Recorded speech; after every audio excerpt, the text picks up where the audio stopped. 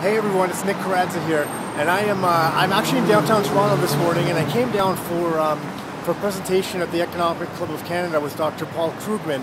And for those of you who don't know, that he's a pretty well-read economist down in the U.S. and he's got a lot of views about the U.S. economy, as do all economists right now.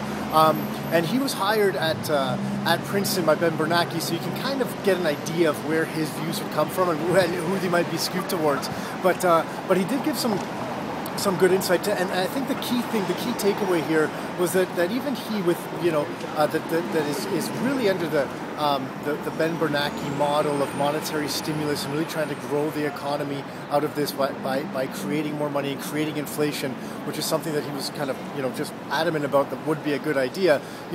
Didn't mention anything about it really hurting people that are saving money, but there's an opportunity here for everyone, because he did mention that he agrees with a lot of the things that we were looking to with our economic update, that this looks like a prolonged period of slow growth in the U.S. And with that prolonged period of slow growth, the chances of leaving interest rates very low are really good. And Canada generally has to follow the U.S. interest rate guidelines for a bunch of different reasons. If you look back on history, they historically have.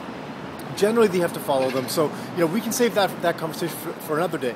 But if we look at the U.S. rates as being low and thinking the Canadian rates are going to stay low as well, and if you look at historically what's happened, not even historically, over the last couple of years, these interest rate hikes that people talk about keep getting pushed off. They keep getting pushed a little bit more.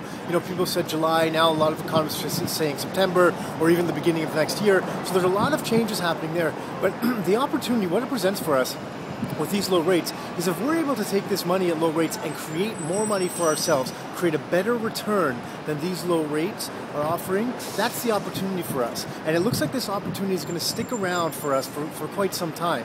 So there's a really big opportunity that can be sitting right in front of us. Now here's the downfall, because there is a chance that a lot of people will start taking this money, and what they'll do is they'll start renovating their house, or just buying a boat or buying a car and doing things like that, right? And renovating their house with the right renovations might not necessarily be a bad thing, but there are kind of frivolous renovations you can do as well.